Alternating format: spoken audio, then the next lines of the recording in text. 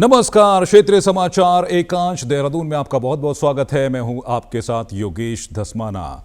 जब भी देश में फसलें बोई जाती हैं तो सिर्फ फसलें नहीं उगती हैं, देश का भविष्य उगता है। केंद्र सरकार की सोच में हमेशा ही किसान रहे हैं और किसानों को ही समर्पित एक नया अभियान शुरू हुआ है, विकसित संकल्प कृषि अभियान। जी हां, विकसित कृषि संकल्प अभियान एक ऐसा अभियान है जो पूरे देश भर में चलेगा और एक कृषि के लिए एक नया अध्याय इसको कहा जा सकता है, क्योंकि जब 2170 टीमें एक साथ चलेंगी, 700 से अधिक जिलों में जो है किसानों से मिला जाएगा, 65,000 से अधिक गांव इसमें कवर किए जाएंगे और जो है किसानों को नई तकनीक के बारे में अवगत कराया जाएगा, तब एक नए कृषि अध्याय की शुरुआत भारत में होगी। और इसी पर हमारा साप्ताहिक संवाद का एक कार्यक्रम है और इस पर चर्चा करने के लिए हमारे साथ हमारे खास मेहमान जुड़ रहे हैं। डॉक्टर धर्मवीर सिंह, ICAR भारतीय मृदा एवं जल संरक्षण संस्थान के साइंटिस्ट हैं। सर, बहुत बहुत स्वागत है आपका दूरदर्शन में। धन्यवाद, आपका बहुत बहुत धन्यवाद। सर, पहला प्रश्न आपसे ये जानना चाहेंगे, भारतीय कृषि के लिए इस अभियान को एक नया अध्याय माना जा रहा है, आप किस तरीके से इस अध्याय को देख रहे हैं और कैसे ये कार्य करने जा रहा है अभियान आने वाले समय में? इसका जो मैं कहना चाहूँगा, जो मुख्य उद्देश्य है कि हम अपने किसान भाइयों को नई तकनीकों से अवगत कराएं, क्योंकि नई तकनीकें एक दिन का काम नहीं है, वो आती रहती हैं। हमारा अनुसंधान का कार्य चलता रहता है और उसमें नई नई तकनीकें आती रहती है, तो उनसे अवगत कराना, किसानों की समस्याओं के बारे में और जानना, जिससे कि वैज्ञानिक अपने शोध को और अच्छा कर सके। इसके अलावा हमारे देश में हमारी सरकार द्वारा बहुत अच्छी स्कीमें किसानों के लिए चलाई जा रही हैं, उनके बारे में जागरूकता किसानों को अवगत कराना और एक तरह से किसानों के पास जाके जब वैज्ञानिक खुद उनसे बातचीत करेगा, उनकी समस्याएं देखेगा, तो वो कुछ चीज़ें सीखेगा और अपने रिसर्च को भी बदलेगा और उनकी समस्याओं के एक अच्छे समाधान आ सकते हैं। तो ये सब चीज़ें लेके पूरे देश में एक तरह से विकसित कृषि का संकल्प लेके ये अभियान चालू किया गया है और इसका अल्टीमेट ऑब्जेक्टिव जो है, जिसको हमें कहना चाहिए, जो हमारा एक मिशन है हमारी सरकार का, 2047 में हम भारत को विकसित देश बनाना चाहते हैं, तो उसके लिए कृषि भी एक बहुत ही मुख्य आपका आधार है, क्योंकि हमारा देश तो अभी भी कृषि प्रधान देश है जी। और उसके लिए कृषि का भी विकसित होना बहुत ज़रूरी है। तो जब हम परिकल्पना करते हैं कि हमारा एक विकसित भारत होगा, तो उसके लिए कृषि का भी विकसित होना बहुत ज़रूरी है। तो उसी के लिए एक तरह से ये अभियान चल रहा है और ये 15 दिन तक चलेगा। 29 मई से शुरू हुआ है और 12 जून तक ये चलेगा। जैसा कि आपने बताया, 700 जिलों में ये चलेगा और करीब 1.5 करोड़ किसान इससे कवर किए जाएंगे। डायरेक्ट जो है वैज्ञानिक किसानों के खेतों पे जाएंगे और उनसे चर्चा करेंगे, उनके समस्याओं को सुनेंगे, उनको नई तकनीकें बताएंगे। तो ये सब चीज़ें इस प्रोग्राम में है। जिस तरीके से नाम दिया गया है विकसित कृषि, आपको लग रहा है कि जब से मोदी सरकार का जो खासा फोकस रहा है किसानों पर, हम जब बजट में देखते हैं तो किसानों के लिए अलग से बजट तय किया जाता है, कृषि को हम और उन्नत कैसे कर सकते हैं उस पर ध्यान दिया जाता है। अब जब हम इन 12 दिनों की बात कर रहे हैं, आपको लगता है कि इन 12 दिनों में हम जो है जब 2170 टीमें जाएंगी, जिस तरीके से बताया जा रहा है कि 65,000 गांव हम कवर करने जा रहे हैं, 1.5 करोड़ किसानों से हम मिलेंगे, एक वृहद स्तर पर यह अभियान चलने जा रहा है। आपको लगता है कि ये इम्पैक्ट जो है 15 दिनों के बाद हमें आने वाले समय में दिखना भी शुरू हो जाएगा, जब किसान अवेयर होंगे नई नई तकनीक से कि बाहरी देशों में कौन सी तकनीक चल रही है, वो हम अपने देश में लाएंगे और उसके बाद एक उन्नत किस्म की जो है एक बदलाव होता हम देखेंगे भारतीय कृषि में? बिल्कुल, आपने बिल्कुल सही कहा। इससे एक अच्छा बदलाव आएगा और ये बड़ा अच्छा समय है जिस समय इस प्रोग्राम को रखा गया है। अभी खरीफ का हमारा सीज़न चालू हो गया है और इस सीज़न को भी ध्यान में रखते हुए किसान किस तरह की अभी अपनी क्रियाएं करें, किस तरह के अभी साधन अपनाएं, तो उनके लिए भी एक बहुत अच्छा फ़ायदा होगा। और जब किसानों को किसी चीज़ से फ़ायदा दिखेगा जी, तो उन चीज़ों का और ज़्यादा प्रचार होगा, उनको और किसान और दूसरे किसान भी सभी किसान अपनाएंगे और एक कृषि में बहुत अच्छा उछाल, एक तरह से बहुत अच्छी प्रगति हमको देखने को मिलेगी। और ऐसे में जो टीम्स उनसे जुड़ेंगे, वैज्ञानिक जुड़ेंगे, उन्हें भी किसानों की क्या समस्याएं हैं वो सीधा जानने का मौका मिलेगा। एक किसान संवाद जैसा वातावरण हमें दिखाई देगा, जहां पर किसान सीधे संवाद कर रहे होंगे टीमों के साथ। खुद जो है कृषि मंत्री जो है प्रवास करेंगे कई राज्यों का, तो एक किसानों के लिए भी एक बड़ा मौका है और कृषि मंत्रालय के लिए भी बड़ा मौका है, विभागों के लिए एक बड़ा मौका है, जब वो जान पाएंगे कि किसानों की असल समस्याएं क्या हैं। बिल्कुल बिल्कुल सही कहा। और हमारे देश में कृषि अनुसंधान का जो नेटवर्क है एक बहुत ही बड़ा नेटवर्क है, और इसी की वजह से ही आज हम लोग जो जिसको कहते हैं फूड सिक्योरिटी हमारे देश में है, वो उसी की देन है। और किसान भाई तो मुख्य रूप से उसमें अग्रणीय पंक्ति में आते हैं। बस इसके पीछे, इनके पीछे हमारी कृषि अनुसंधान जो इतना बड़ा नेटवर्क है हमारे पूरे देश में, और कोई भी चीज़ कृषि में जो भी हैं, चाहे फसलें हों, चाहे पशुधन हो, चाहे मछली पालन हो, चाहे मिथुन हो, चाहे मखाना हो, कोई चीज़ ऐसा नहीं है जो कि कृषि अनुसंधान से छुटी है। तो हर क्षेत्र में कृषि के अनुसंधान संस्थान हैं, और हमारे किसान भाइयों को हर तरीके की जो जानकारियाँ, जो वैज्ञानिक तरीके हैं, उनको बताया जाता है। और इसको तो एक अभियान के रूप में, मिशन के रूप में भी लिया गया है। तो इससे और अच्छा जो एक तरह से वातावरण क्रिएट हुआ है, और किसान भाई इससे काफ़ी फ़ायदा उठाएंगे। और डॉक्टर धर्मवीर जी, आपको ये भी लगता है कि किसानों की चुनौतियों के साथ आने वाले समय में जिस तरीके से हम देख रहे हैं, वनाग्नि हम देखते हैं, अगर उत्तराखंड की खासकर बात की जाए, काश्तकार बेहद परेशान रहते हैं वनाग्नि से। और अगर हम रूरल एरियाज़, बाकी एरियाज़ में चले जाएं, जैसे वहाँ पर जो है जल स्तर घटता जा रहा है, ये एक बड़ी समस्या किसानों के समक्ष है। तो ये जानने का भी मौका हमें मिलेगा कि कहाँ। बिल्कुल।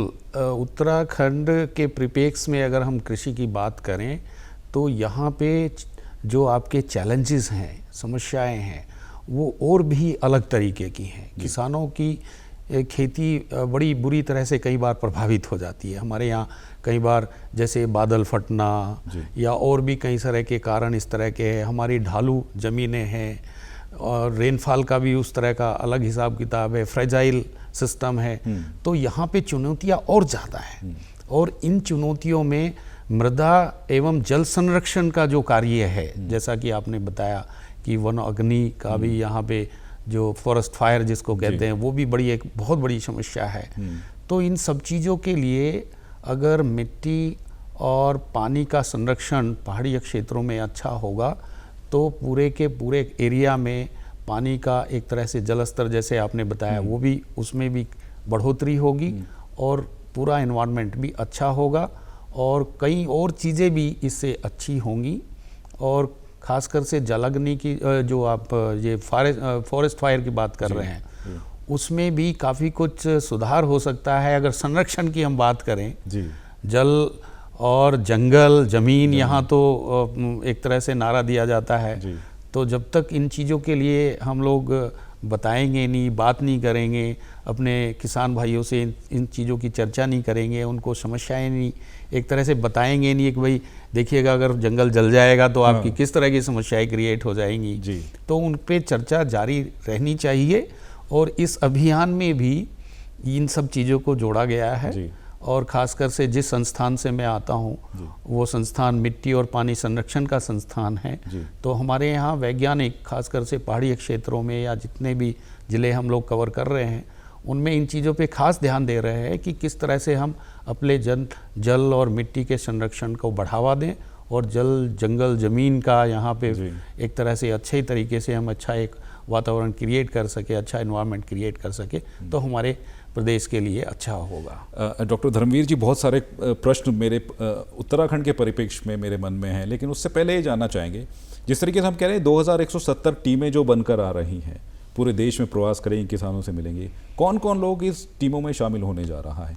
हमारे जो दर्शक इस वक्त देख रहे हैं उसमें कई किसान भी होंगे, वो भी जानना चाह रहे होंगे कौन कौन सी टीमें आएंगी, क्या कुछ बताया उन्हें जाएगा, कैसे जो है उनसे संवाद किया जाएगा, इसके बारे में कुछ बताएं। हाँ, इसमें खासकर से इन टीमों की जो विशेषज्ञ जो एक तरह से खासियत है, इनमें हर एक टीम में एक या दो विशेषज्ञ जरूरी है। जी हमारा जो प्रदेश का कृषि विभाग है जी उसके जो अधिकारी लोग हैं या उसके कर्मचारी लोग हैं, उनके साथ साथ जो हमारे कृषि विज्ञान केंद्र हैं, वो कृषि विज्ञान केंद्र पूरी तरह से इनके साथ में जुड़ के टीमें बनी हुई हैं।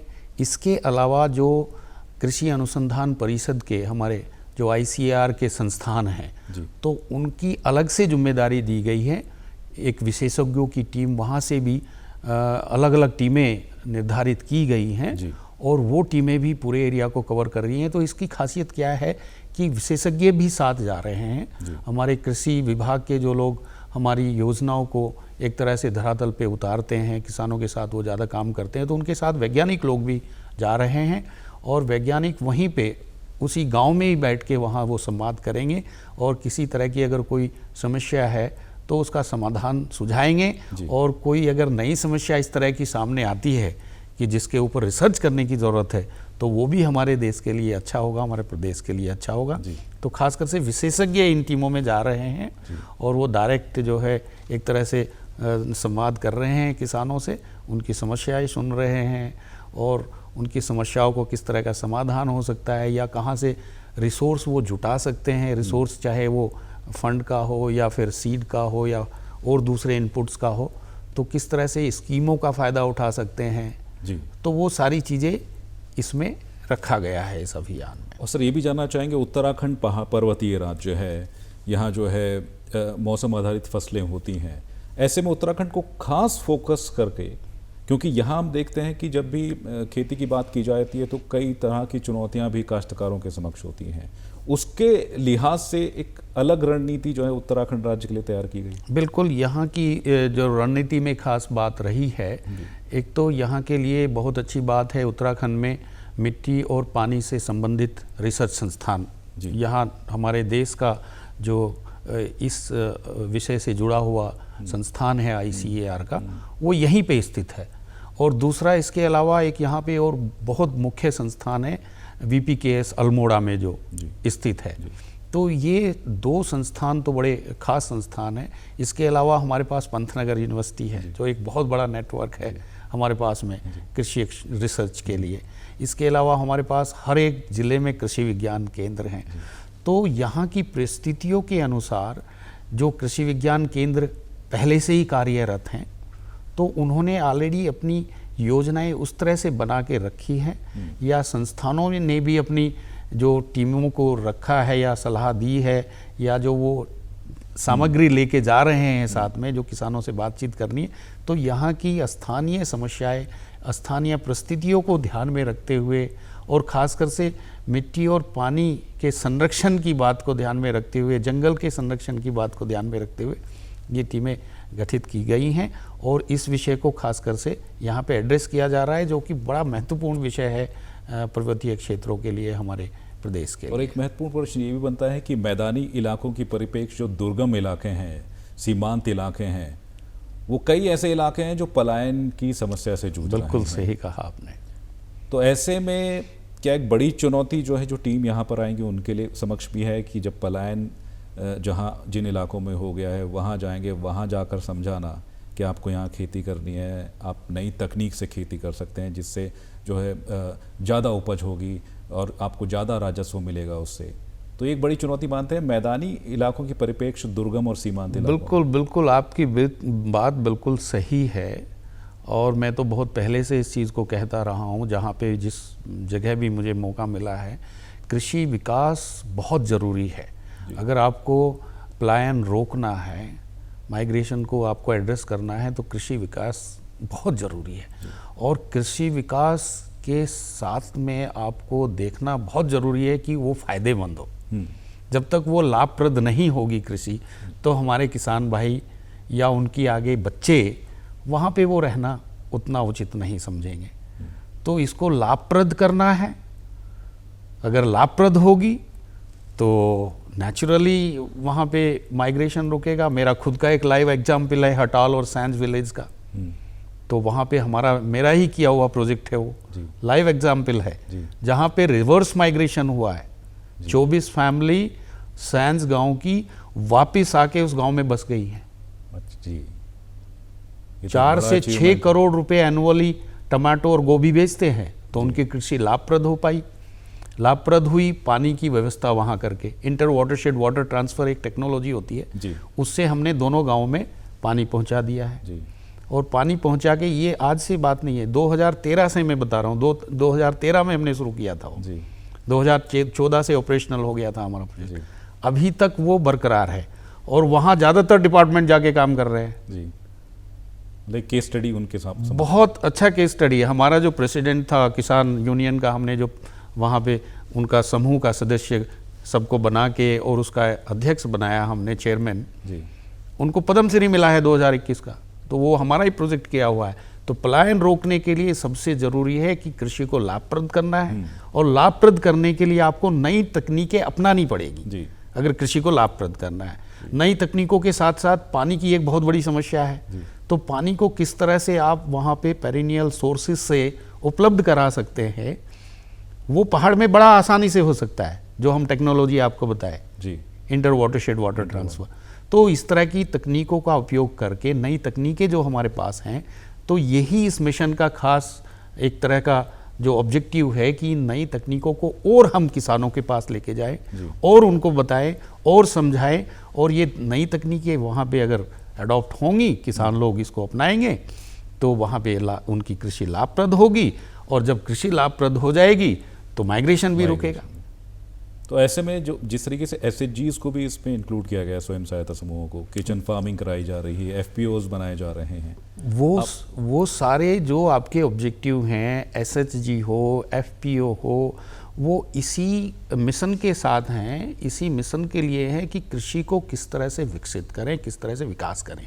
विकास करने का सबसे बड़ा जो चैलेंज है हमारे सामने कि कृषि को और लाभप्रद हम कैसे बनाएं, तो उसमें एसएचजी का फॉर्मेशन करना है या फिर एफईओ का फॉर्मेशन करना है, कि जिससे कि हम कम्युनिटी लेवल पे या एक सामूहिक रूप से अपना विकास कर सकें। कुछ कार्य हो सकता है कि अकेला ना कर पाए, तो वो सामूहिक करने पड़ेंगे, तो फिर आपका कॉन्सेप्ट एसएचजी जो एसएचजी का आ जाता है। उसके अलावा एक यूजी होता है, यूजर ग्रुप, उसका आ जाता है। फिर उससे बेटर और जो मार्केटिंग और आपकी बहुत सारी चीज़ें देखेगा, उनका डायरेक्ट संपर्क मार्केट से होता है, तो वो एफपीओ का वो इनपुट भी जुटाएगा एफपीओ, और प्रोडक्ट को मार्केट भी करेगा एक सामूहिक रूप से। तो वो एक ऑर्गेनाइज्ड तरीके से कृषि का विकास हो सकता है। तो ये सारी चीज़ें ज़रूरी हैं, इन चीज़ों का भी समावेश इसमें रखा गया है कि केवल अकेले किसान के लिए ही नहीं सोचना है, पूरी एक कम्युनिटी के लिए सोचना है, पूरे सामूहिक रूप से किस तरह से हम अपने गाँव में, खासकर से उत्तराखंड में, इन तरह की चीज़ों का विकास कर सकते हैं। अभी भी हमारी कृषि बहुत पिछड़ी हुई है उत्तराखंड में, अभी भी बहुत पिछड़ा हुआ हमारा बहुत सारे इलाके ऐसे हैं जहाँ पे बहुत एक तरह से पोटेंशियल है, एक तरह का बहुत अभी चांसेस हैं वहाँ पे डेवलप करने के। खासकर से पानी के बारे में जब मैंने आकलन किया यहाँ पे उत्तराखंड में, अकेली एक technology inter watershed water transfer की जो तकनीक है, उससे ही करीब करीब जो आज हमारा 10% है सिंचित एरिया, पहाड़ वाला, मैं नीचे की बात नहीं कर रहा, उधम सिंह नगर और हरिद्वार को आप छोड़ दें, पहाड़ी वाले जो आपके डिस्ट्रिक्ट हैं, उनमें मुश्किल से 10% जो एग्रीकल्चरल लैंड है वो सिंचित है। उसको हम 10 को जो है 40 तक लेके जा सकते हैं अगर ये तकनीक और इस तरह से जल संरक्षण, water harvesting, inter watershed water transfer, इन सब तकनीकों का उपयोग अगर किया जाए तो हम यहाँ संचित क्षेत्र बढ़ा सकते हैं, और सामूहिक तरीके से क्लस्टर्स बेस्ड अप्रोच अपना के हम अपने एरियाज़ को डेवलप कर सकते हैं कि ये एरिया, फला एरिया लाइक जौनसार गोभी टमाटर हो गया, फला एरिया भाई ये मंडवा झिंगोरा या इस तरह की क्वालिटी का हो गया। तो उस तरह की ऑलरेडी कार्य चल रहा है, और इन चीज़ों को भी बताना ज़रूरी है इस मिशन के तहत। तो हम लोग देख रहे हैं कि किस तरह की इम्पैक्ट आएगा। हम लोगों की सोच तो यही है, उसी तरह की होप है हमारी कि इसका एक अच्छा इम्पैक्ट होगा, और इसके लिए हम अपने जो माननीय कृषि मंत्री हमारे हैं श्री शिवराज चौहान जी, वो इसमें बहुत ही बढ़ चढ़ के भाग ले रहे हैं और यहाँ पे भी शायद उनका आने का प्रोग्राम है। तो बड़ा अच्छा लगेगा और सब लोग इसमें प्रोत्साहित हो रहे हैं, मोटिवेट हो रहे हैं, सब लोग इसमें बढ़ चढ़ के भाग ले रहे हैं, वैज्ञानिकों के साथ संवाद कर रहे हैं। सो आई थिंक ये एक बहुत अच्छा इनिशिएटिव है सरकार का, हमारी एक नया इनिशिएटिव है। सर आपसे भी जानना चाहेंगे, जिस तरीके से पूरी दुनिया जब उत्तराखंड की तरफ देखती है तो योगा और वेलनेस की तरफ भी देखती है, साथ ही साथ अब उत्तराखंड जो ऑर्गेनिक फार्मिंग की तरफ ज़्यादा बढ़ रहा है, जैविक खेती। जब हम बाहर जाते हैं तो कई जगह के जो उत्पाद मांगे जाते हैं कि आप जो है हर्षिल की राजमा दिखाइए, जीआई टैग इसको मिला है, पहाड़ का च्यूरा घी है, इसको जीआई टैग मिला है, कई उत्पाद हैं हमारे जो जीआई टैग मिल चुका है जिनको। आपको लगता है कि जैविक खेती की तरफ अगर उत्तराखंड बढ़े तो एक नया एस्पेक्ट हम खोल सकते हैं दुनिया के समक्ष, अपने लिए, राजस्व की बढ़ोतरी के लिए, काश्तकारों की भलाई के लिए, किसानों के लिए? ये सारी जो चीज़ें हैं जिसमें आप जैविक खेती की बात करें, ऑर्गेनिक फार्मिंग की बात करें, या अब आजकल रीजनरेटिव एग्रीकल्चर लोग बोल रहे हैं जी, कुछ लोग बोलते हैं एग्रो इकोलॉजिकल अप्रोचेस जी, एग्रो इकोलॉजिकल अप्रोचेस के थ्रू फार्मिंग आपको करनी है। तो ये सारी चीज़ें हम इसलिए आज की डेट में याद कर रहे हैं इन चीज़ों को कि हमारे इकोसिस्टम, हमारे एनवायरनमेंट का डिग्रेडेशन हो रहा है जी। कुछ हमारे जो क्रियाएं हैं उनसे हमारा जो नेचुरल रिसोर्स है उसे नुकसान हो जा रहा है। तो उस नुकसान को रोकने के लिए हमारे लिए ज़रूरी है हम इस तरह की अप्रोचेस पे ध्यान दें जिससे कि हमारी कृषि एक तरह के सस्टेनेबल कृषि की तरफ बढ़े। और ये ज़रूरी नहीं है कि हम पूरे के पूरे एरिया को ही ऑर्गेनिक कर दें या पूरे एरिया को प्राकृतिक कर दें, ऐसा संभव नहीं होगा। हम धीरे धीरे करके कुछ पैचेस में जहाँ पे हम एक तरह की मार्केटिंग अपॉर्चुनिटीज़ को हार्वेस्ट कर सकते हैं, मार्केटिंग अपॉर्चुनिटीज़ कि भाई हमारा यहाँ प्राकृतिक प्रोडक्ट आएगा तो उससे हमें अच्छी प्राइसेस मिलेंगी, सो दैट कैन बी, उस तरह से सोचा जाए, इसी तरह से ऑर्गेनिक का सोचा जाए। और बहुत जगहों में इस तरह के भी हमारे पास में रिजल्ट्स हैं कि अगर सही मात्रा में फर्टिलाइज़र का भी यूज़ किया जाए जी, सॉइल टेस्ट बेस्ड हमारा एक बहुत बड़ा मिशन रहा है, खासकर से हमारे प्राइम मिनिस्टर का एक बड़ा अच्छा मिशन रहा है, अभी भी वो चालू है, सॉइल हेल्थ मिशन के रूप में। तो उसमें सारे सॉइल हेल्थ बनाए गए, सॉइल हेल्थ कार्ड बनाए गए। तो उस टेस्ट के बेसिस पे अगर हम अपने फर्टिलाइज़र्स का उपयोग करें तो उससे कई बार हम लोग फर्टिलाइज़र की क्वांटिटी कम भी कर सकते हैं, बचा भी सकते हैं और उनका सदुपयोग होगा। हाँ। उससे हमारी मिट्टी की स्वास्थ्य पे असर नहीं पड़ेगा, नुकसान नहीं होगा। तो ये सारी चीज़ें हैं और इन सारी चीज़ों पे काम चल रहा है। और हमारे प्रदेश में, उत्तराखंड में ऑर्गेनिक प्राकृतिक खेती या नेचुरल फार्मिंग जो बोल रहे हैं, प्राकृतिक खेती जिसको आप कह रहे हैं, या रीजनरेटिव एग्रीकल्चर, इसका अच्छा स्कोप है। और हम क्लस्टर बेसिस पे या कहीं पैचेस में या कहीं पे कम्युनिटी बेसिस पे अगर इसको करें तो उसका हमारे किसानों को फ़ायदा हो सकता है। लेकिन इसके साथ साथ ये ध्यान ज़रूर रखना पड़ेगा हमें कि जहाँ पे हमारा फूड प्रोडक्शन हो रहा है वो कहीं कंप्रोमाइज़ ना हो जाए। तो इन सब चीज़ों को ध्यान में रखते हुए हमारी सरकार भी, हमारे जो थिंक टैंक्स हैं या हमारे जो अथॉरिटीज़ हैं, वो सारी इन चीज़ों को ध्यान में रखते हैं। तो हमें फूड सिक्योरिटी भी कंप्रोमाइज़ नहीं करनी, अपने सस्टेनेबिलिटी का भी देखना है, मिट्टी का स्वास्थ्य भी देखना है, तो सही तरीका अपनाना है। और मैं तो हमेशा कहता हूँ, मैं नीलगिरी में 15 साल रहा, वो पहाड़ी क्षेत्र है पूरा जी, मेरा शुरुआत वहीं से शुरू हुआ जी, वो ऑर्गेनिक डिस्ट्रिक्ट के रूप में है।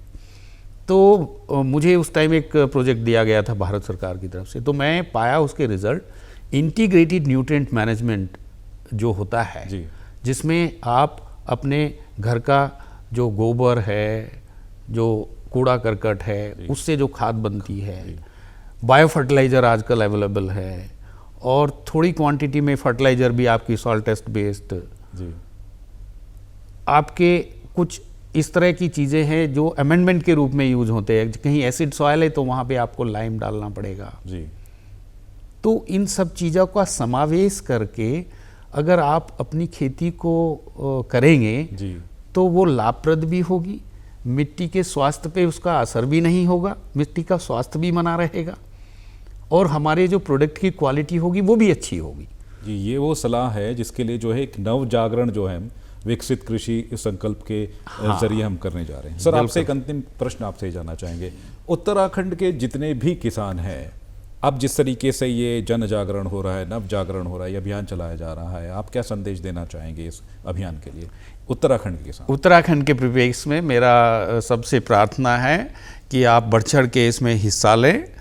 जिस गांव का भी सिलेक्शन किया है, हमारे डिस्ट्रिक्ट लेवल पे सिलेक्शन हुआ है, हमारे इंस्टीट्यूट लेवल पे सिलेक्शंस हुआ है, गांव का, ब्लॉक्स का, डिस्ट्रिक्ट्स का, तो जहां जहां पे जिसके यहाँ भी हमारी विशेषज्ञों की टीमें आपके पास आ रही हैं, उनका आप सहयोग करें, बढ़ चढ़ के हिस्सा लें, अपनी समस्याओं को उनके साथ साझा करें और उनसे पूछें कि इसके लिए क्या हो सकता है, किसके लिए क्या हो सकता है।